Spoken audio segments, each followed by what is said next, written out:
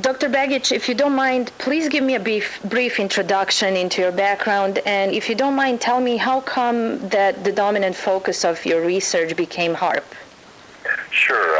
I have a doctorate in medicine from the Open International University of Complementary Medicines. I have a political background. My family's been involved in politics here in Alaska for the last couple of generations.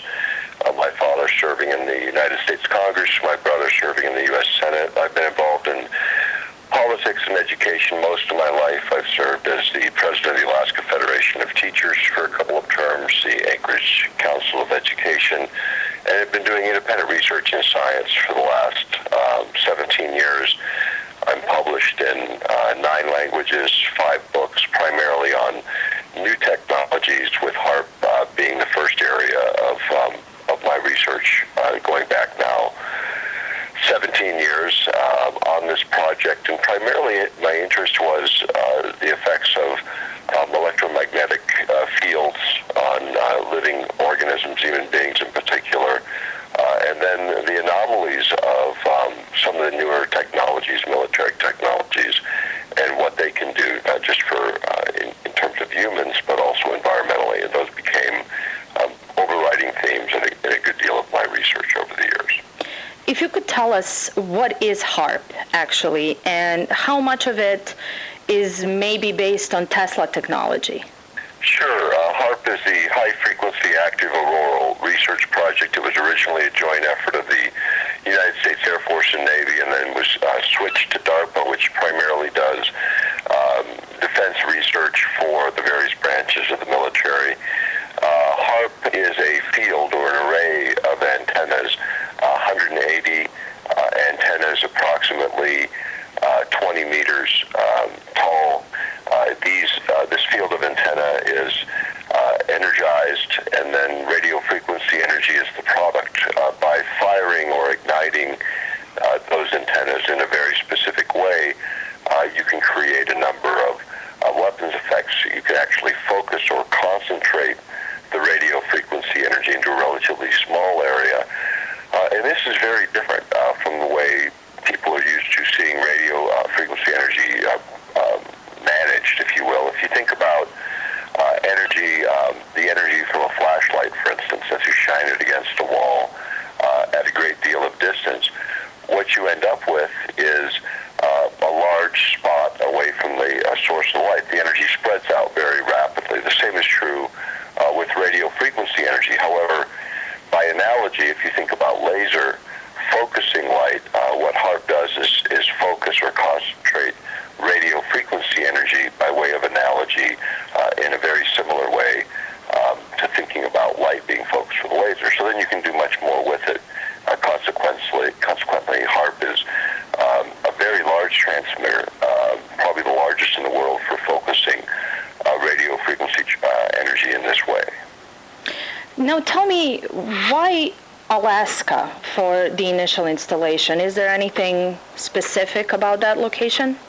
Sure, there's a couple of things actually that make Alaska unique. Firstly, you want to be close to get the full effect of this when you're using it on a global basis. You want to be close to the magnetic field lines and where those field lines intersect the Earth. And if you think about the Earth moving through space, you have magnetic field lines that surround it in much the same way that many remember the physics experiments in school where a magnet was placed and small shavings were thrown around it. You can see magnetic field lines running from the south pole of the magnet to the north pole. The same is true with the Earth, and where these lines intersect the Earth, where the energy is closest to the Earth, is at the poles. Consequently, Alaska becomes a pretty good location for getting close to where you can actually couple radio frequency energy from Haarp into these magnetic field lines of the Earth for various weapons applications. The other is you want to be close to power sources or energy sources. In the case of Alaska, we have vast amounts of natural gas, which can readily be converted to electrical energy and then converted to radio frequency energy. And this was one of the main motivations behind this project. It was originally started as a subsidiary of an oil and gas company called Atlantic Richfield, in a way for them to find a market for their gas.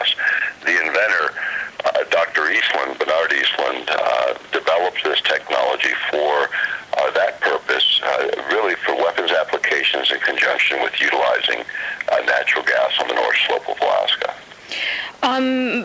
There have been some reports that Stanford University was somewhat involved in some of the installations and some of the research. And according to some of the maps, there are other locations of either transmitters or antennas around the globe. Is that a possibility? Is this within the scope of Haarp, or how would that work? Oh, yes. There's been a number of facilities, similar facilities actually referenced going way back. You can go back to the original transmitters, which were referred to in the old days as ionospheric heaters. And these actually go back and trace their roots to the former Soviet Union. There were 5 transmitters that were operating in the 1970s that were responsible for what was called the woodpecker signal, which was something that ham radio operators around the world picked up. And what they realized was triangulating the positions. They went back to the former Soviet Union. These transmitters created interference in radio frequency, but also were attributed at that time to perhaps weather anomalies, power grid failures, even health effects. Not much was really paid attention to in the 70s, but as we developed our technology going into the 80s and 90s, those issues became sort of resurrected. There's also a set of transmitters in Europe, the EasyCat system. There's a transmitter, series of transmitters across the Canada. There's some in Arecibo, Puerto Rico that I'm aware of, and even the Chinese government have indicated installations in Antarctica and other locations. So others are aggressively pursuing the research, and I'm sure by now there's probably additional experiments going on in other countries with the scientific base to begin work in this area. Now, as much as Haarp serves military purpose, through your research, what are the adverse effects of having this installation? Well, there's a couple of things. When you think about some of the military applications, we can talk a little bit about that. And one of them is earth-penetrating tomography, which in simple language would be like looking into the earth several kilometers deep, looking for underground mineral resources, oil and gas resources, tunnels, nuclear facilities, and the like. In order to do that, you have to create an ELF, extremely low frequency signal, and the way this is done is by pulsing or pumping the energy into the ionosphere, a layer that begins about 30, 40 kilometers out from the Earth's surface, extending several hundred kilometers from there. By pumping energy in, they can then create a signal back to the Earth that will penetrate the Earth and sea, and then they can monitor those signals and determine what's under the ground. The problem is, in the ELF range, this is the same range that is associated with earthquake activity, this kind of geophysics, and also associated with mental functions within the human brain. In fact, a phenomena called frequency following response occurs when a human brain locks onto an external signal of the right frequency range and begins to mirror it or follow it. Similar to, again, by analogy, when you hit a resonance between the transmitter and the receiver, you get a harmony, you get an effect, like a radio station being dialed in across the dial, and as soon as you get a good transmission, which is a resonance effect, a receiver and transmitter in harmony, you get a very strong. Same is true in the human body. The same is true in the earth to a certain extent. If you can find these triggering frequencies, you can create a much, much different and much dramatic effect, which becomes the root of a lot of the science and also the risk associated with what appear to be benign uses, earth-penetrating tomography as examples, but at the same time produce a powerful either deliberate or side effect in terms of what it can do to either environmental systems or human beings. And this was really the big concern that we started with when you start talking about taking an instrument on the ground like Haarp and literally plugging it in, coupling it with energetic systems of the earth in order to manipulate them. That's what caused us the primary concern from the very beginning, and it continues to cause a great deal of concern. So if you look at some recent disasters, such as Fukushima or the earthquake in Haiti, could some of those things be somewhat of a direct byproduct of Haarp? That's actually been asserted by a number of people. In fact, the Chinese government, the Venezuelan government, even others, have suggested that the United States may have triggered some of these natural, otherwise natural events. And the reason for this is really the advances in the technology go even beyond Haarp. In fact, it was Defense Secretary William Cohen back in the 1990s was commenting on this whole issue of environmental manipulation and what might be possible.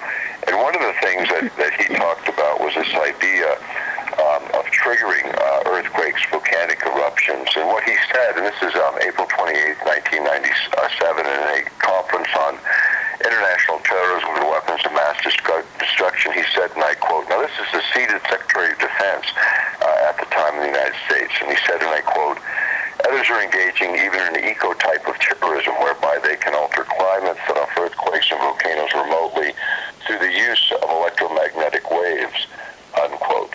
Now what he was referring to was using energy as the root to create weather effects, earthquakes, volcanic eruptions, and what he said was even terrorist states, those that are not generally associated with high science, had this capability. In other words, science was relatively simple and flat. When you think about creating these kinds of events, there was actually an international treaty signed back in the 1970s to not use environmental manipulation as a weapon of war. It was Rumsfeld during the Bush administration that was suggesting that we abandon that treaty in the same way that we abandoned the ABM treaty and others, because our technology had advanced to the point where the temptation or the interest in using it was much, much greater than the good sense to refrain. And so as a consequence, continually work in this area has gone forward. In fact, there were two bills, one in the Senate and one in the House. They didn't go anywhere, but they were set up for managing or regulating weather manipulation, because it's not just governments now, but there are private companies getting involved in this whole field of weather manipulation for commercial purposes. And what is not understood is that when you affect weather in one location, you can have profound, unexpected, unanticipated effects in other parts of the world. In other words, you may solve your immediate problem, but cause huge problems for other regions of the world, which is one of our concerns about weather modification. In fact, Dr. Eastland, the inventor of this technology, his great concern was the same. In fact, he would not release additional knowledge in the area of weather modification.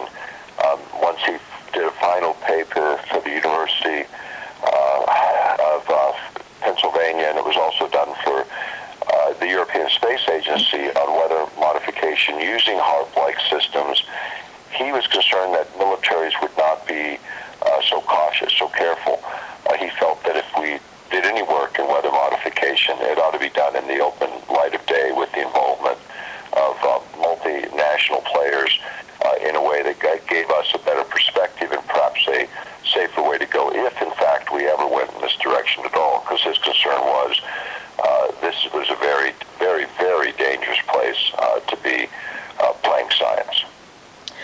Based on what you just told me, I need to just briefly focus on a specific area of the globe, and you somewhat might be familiar with it, just given your family background, but precisely the Balkan Peninsula. And recently there have been some reports coming out of Serbia and actually out of Croatia and Bosnia, all of the former Yugoslav republics, about very, very unusual weather conditions. There was huge drought this summer. The temperatures were almost going up to the 60 degrees Celsius. There was a report of a possible transmitter or an antenna placed somewhere near Belgrade. People are going into a wide array of conspiracies regarding this, and even the fact that maybe Serbia was bombed because Slobodan Milosevic wouldn't allow Haarp transmitters into Serbia, and you can just imagine how the conspiracy runs from there. But is there any connection, or could there be any connection with this weather manipulation?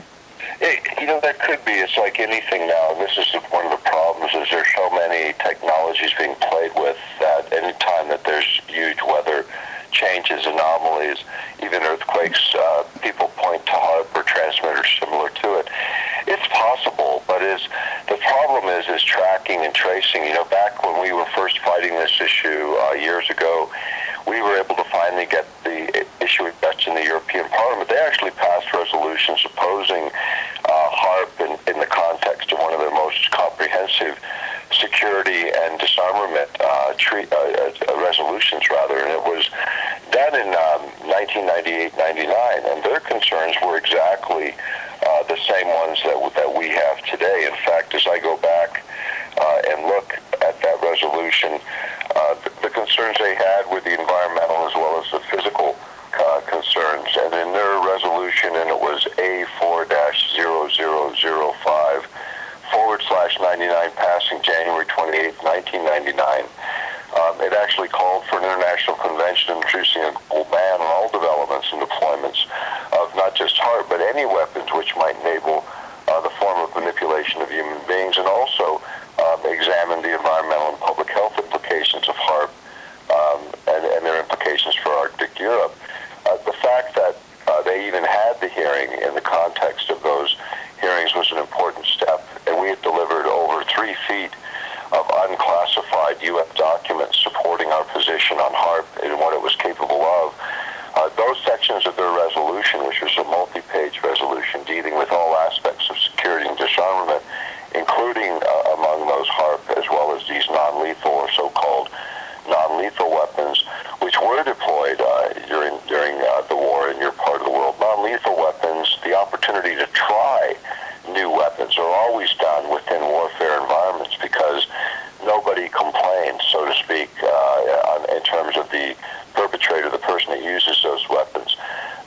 We're doing that now in the engagements that we're in with not just large systems like Haarp, but the smaller, more tactical weapon systems that use energy as the basis for crowd control purposes, controlling the environment, which is what Rumsfeld was so excited about. He felt you could actually wage a war and do it with such a level of covert action. I mean, who would blame the weather, for goodness sake? And this was the whole thing, was the idea that you could trigger earthquakes, you could trigger weather changes and utilize it as a way to coerce or manipulate populations, and then perhaps even be invited back in to those very countries that you've affected to clean up the mess, to help with what's so-called natural disaster. Again, you've got total plausible deniability of being involved unless the country's sophisticated enough to understand what just happened. And secondly, you get the invitation to be the hero and clean up the mess that perhaps you even created. When you think about how wars are fought and how they're engaged even before they're fought, none of this should surprise anyone. In the case of Croatia and Serbia, the conflicts in the Balkans, all of this can be easily stimulated. If you think about just the emotional content, something even simpler with them manipulating the weather would be firing up the population, taking an agitated population and directing that anger in a specific way is relatively easily achieved. The droughts that you're experiencing in the Balkans, throughout Europe, the United States, around the world, could be a combination, actually, of both natural and man-made factors. I don't buy into, personally, that man is somehow responsible for the entire trend of climate change and global warming. I believe most of it's natural. Man is augmenting that with our own technologies. And then when you talk about these high technologies, these ideas of deliberate manipulation, yes, all those things are possible. The difficulty is tracking it directly to these systems.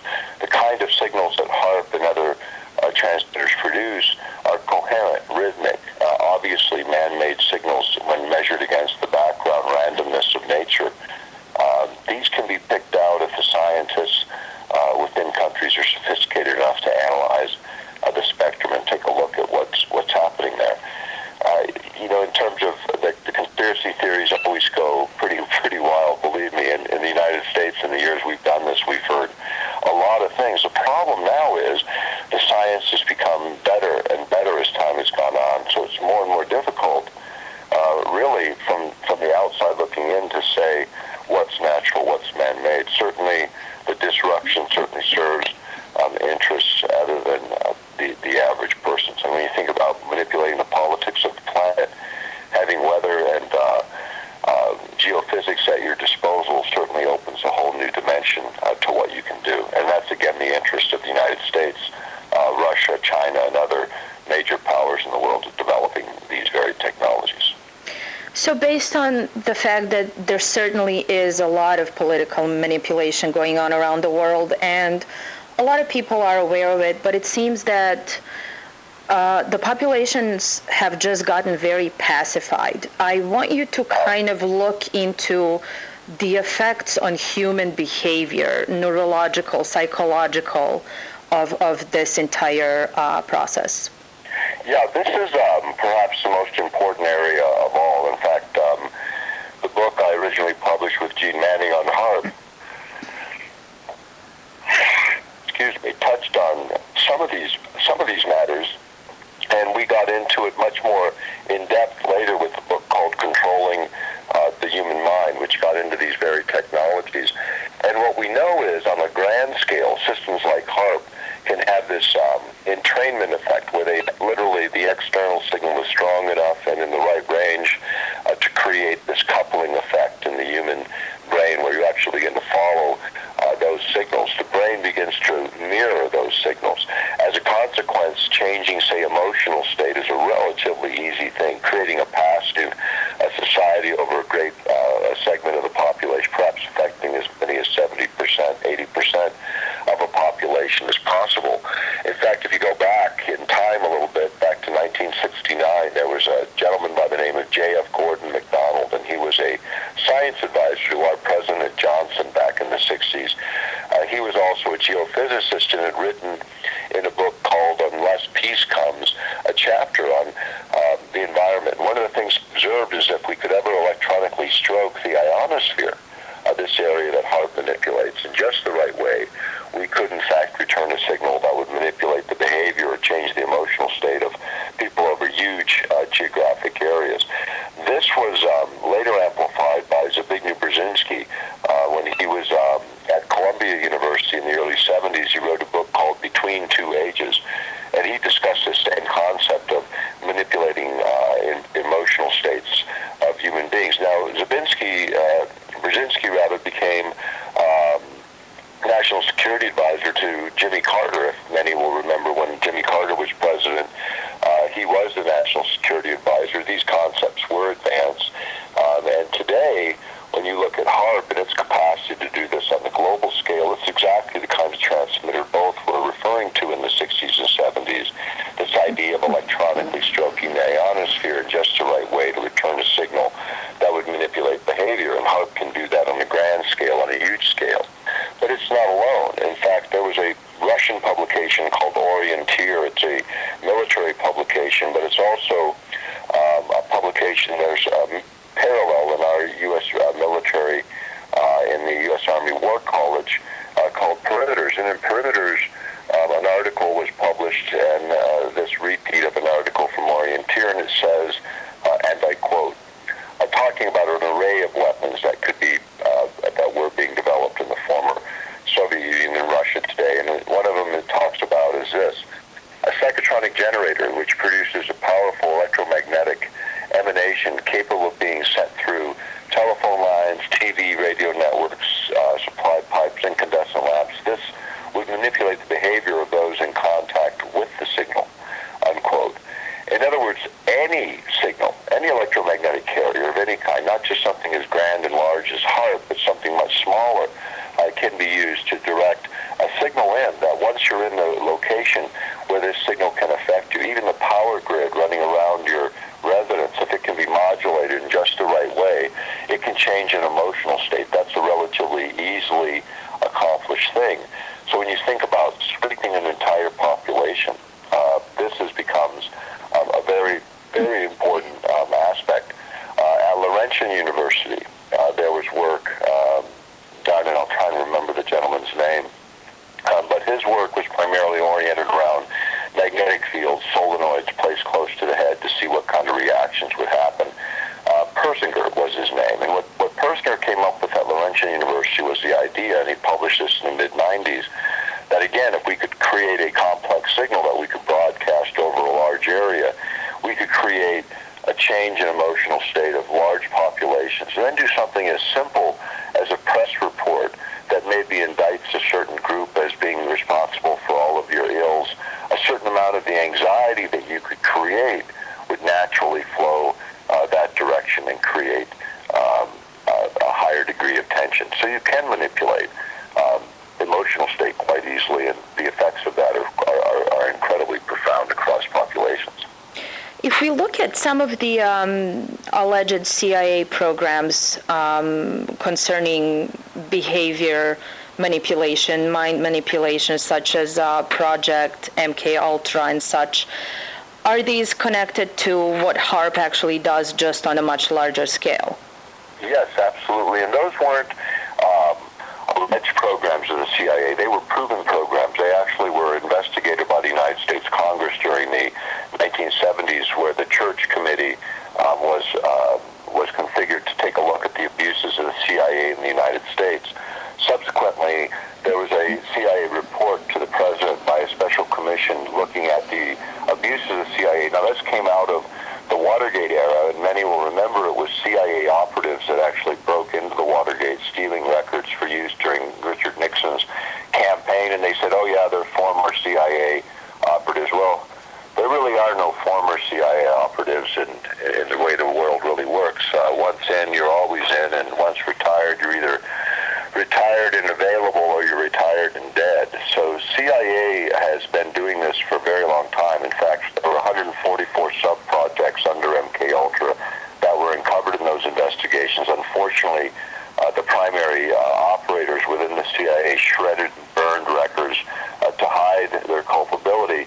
But that work has continued. That work continues under DARPA and continues to today. In fact, there was recent contracts led by DARPA for what we call electronic telepathy, the idea of monitoring at a distance brain activity of individuals in order to determine what exactly they're thinking, and then being able to create complex signals and send them to other individuals and actually transmit specific ideas, thoughts, and commands.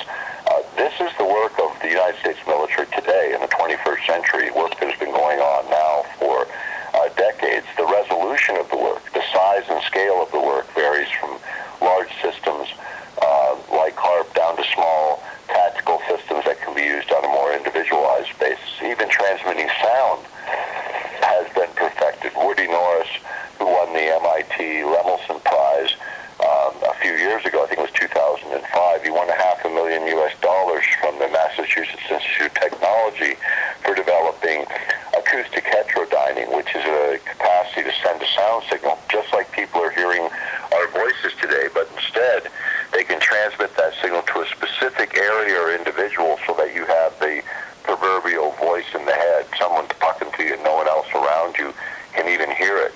This was developed and now has been used by militaries for crowd control and perimeter controls in some of their facilities, and we're not sure what other applications they've taken this science, but this has been around again for quite a while and is being utilized even more openly as science literature and commercial literature in these areas continue to publish.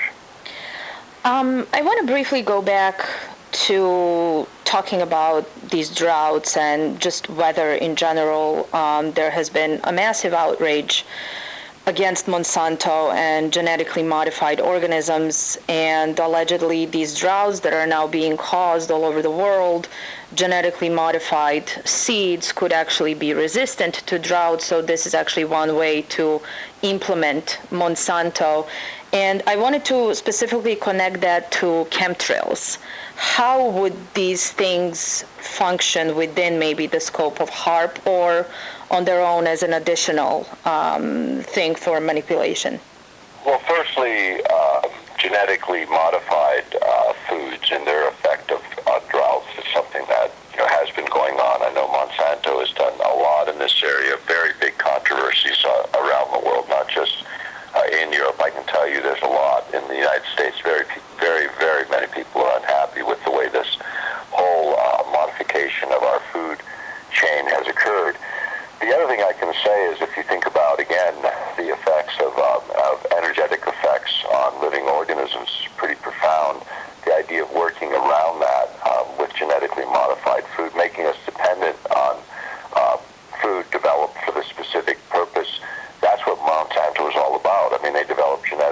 engineered food that not only is receptive only to and resistant only to its herbicides, as an example, and its fertilizers, as an example, and then also resistant to certain environmental factors. Their interest is to position themselves in the market, to dominate the market, to control the market, to control the seed that feeds the world, literally. That is their objective as a company, and I find that objectionable in the sense of what it drives in decision-making. A lot of decisions are made in interests that are other than our own as living human beings. The idea that there would be a broader conspiracy to create those conditions, I don't know if I can so readily accept that proposition. The possibility and the absolute ability of them to take advantage of those situations is obvious. They are, they do, they will in the future. They're the beneficiaries, but you always kind of look at the beneficiaries of bad news and determine whether or not maybe they had something to do with it. And I think that's fair to look at, but I have not seen the evidence that would support that so boldly. And this is something else, is our work has been extremely well footnoted and documented. All of our published material is very well footnoted. The sources are there. We make the case based on the evidence, and all of these things are now possible, which is why over the years we've been called in to be interviewed in exactly these situations. People want the information. They want to know where it comes from. And then we want to be able to separate out what's man-made and what is natural. Today it's very difficult to do it. It's something that the European Parliament has been asking for quite some time, and unfortunately has not gotten very far in that area. In fact, the champions, the members of the Parliament that were working with us, were taken out of office in scandal, we believe, directly related to their assistance on this project and other projects that put them directly in the face of corporations and interests that really prefer to see these types of science, these areas of science advance. The other thing I can say is, as time moves forward, and time has moved forward on this project, we have never been proven wrong in our assertions of what this technology can do. In fact, time has shown that we've been dead on right in our predictions of what would happen, how it would happen and unfold, which consequently kept us credible in this area of research for the last 17 years. Anything briefly that you can mention about chemtrails? Yeah, chemtrails has come up, and this is the idea of chemical spraying from aircraft for some specific purpose, and a lot of that got hooked into Haarp, and it was primarily one of the early researchers looking for a way to bring attention to his topic. And I can tell you, Haarp does not need anything else. I mean, if you sprayed certain elemental particles in the atmosphere and then utilized Haarp to trigger some effect on those, certainly you can do that through techniques that capitalize on the radiochemistry of mixing specific chemicals in the upper atmosphere and then using radio frequency energy to trigger various kinds of anomalous events. You could certainly do that. It's not necessary. As I said, Haarp has the ability to swing through a very broad spectrum, can do things directly and deliberately. Without that, is it possible that the chemtrails is associated in some instances? Absolutely, yes. Could things be enhanced chemically? And the answer is yes. As an example, you can place a very, very small amount of a particular material within an environment, and then you can trigger energy that actually stimulates the body's reaction to those elements. As an example, we all have a certain amount of iodine in our bodies, but if we send radio frequency energy in, as an example, that resonates at the frequency of iodine, even though the actual amount in our bodies is below, say, a poisoning level, a threat level for the body. In fact, it's necessary for maintaining certain body functions. But if you send energy in and you trick the body into thinking it's just been overloaded with this chemical, it will display all of the symptoms of the chemical poisoning, and yet when they do the blood work, it's just not there. The chemistry's not there, so it goes down as a mystery illness. This kind of thing can be easily done with introducing some chemical into the environment through spraying, as an example, and then triggering an event so that you're only getting the population that's been so affected and the rest of the world, so to speak, is spared.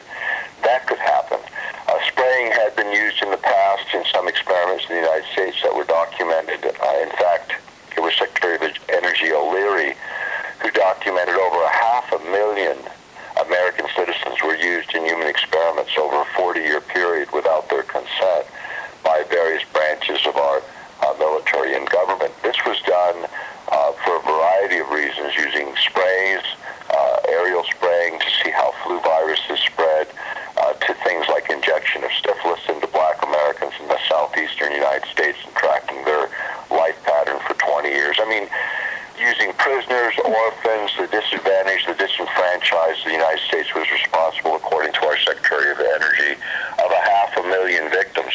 And yet you never hear about this. You know, you hear about the atrocities around the world that are broadcast loudly by the United States, but very rarely do you hear us take responsibility for our own culpability regarding our own citizens. This is something that was and has been periodically in our news media here, and yet no one, 500,000 Americans, no one ever was hung from the neck like at Nuremberg. Nobody was ever taken to prison like in many other instances. Full responsibility, full accountability is what we have been fighting for the last 17 years when it comes to these technologies. And the United States, as the biggest bat on the block, should not be exempted from accountability to its own citizenry as well as the rest of the world for what we engage in our military affairs. And finally, you have mentioned that researchers and whistleblowers and people who really have had good intentions researching these things are usually somehow moved from the stage in some sort of a scandal, and all of these projects benefit the elite, the so-called elite, and the creation of the possible New World Order. But doesn't the elite really live under the same skies as the rest of us? So in some way, this affects everybody. It affects them as well. Well, potentially. And again, it's, the reason, and I've mentioned 70-80% of a population is affected. Those are those that are easily influenced by the signal and don't have near-field signals that are more powerful. You can create an environment where this would not affect you so much or not affect you at all. And so I think that's what people point to. The idea that the elite of the world would like to manipulate the population, I think, is obvious. They utilize whatever techniques and means are available. But the underlying technologies, I think this is the most important thing of all. This is not just these massive systems like Haarp. You can take the same principle and apply it on a much smaller scale, on an individual human scale, or a city scale, or a larger scale than that. It's a matter of what your objective is and what your target is, and then what your source is for creating electromagnetic emanations that have this potential. This is work that goes back a very long time, both to the Cold War of Eastern and Western Europe, and continues today as science advances in these areas. And I think neuroscience, advances being made in understanding how our physical system interacts with the energy around us and how to manipulate that will be the fundamental aspects of major medical advances in this century. These technologies used in military applications, unfortunately, are the beginning of it, rather than more humane uses of the technology moving forward. And unfortunately, so much is done under a cloak of secrecy and darkness. There is an opportunity, and the opportunity is in the open literature. The amount of knowledge that's now held globally allows us to have these kinds of discussions, perhaps simulate a different outcome than the outcome otherwise that is emerging here in this century. All of us around the world have the potential of either being the victims to the victors in determining whether our technology serves the interests of humanity or flies in the face of it and destroys the very essence of what we are as human beings. The idea of manipulating human behavior strikes at that very essence, violates the very core of who we are as human beings, as created living souls. For that reason, we've opposed it, and for that reason, we'll continue to oppose these technologies when used in this way. Dr. Begich, thank you very much for allowing us your time and your knowledge. Well, thank you for the interview, and we look forward to speaking with you again in the future. And I'm actually making my first trip into the Balkans. I'll be in Croatia in October this year. I don't think, I know this will be the first time that I've been there. My grandfather left in 1906, so over 100 years ago. It's going to be my pleasure to be in your part of the world. I hope to be able to get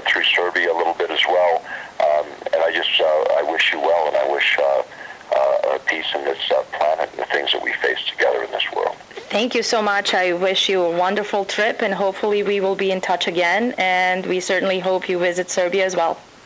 Thank you. Take care now. You too. Bye-bye.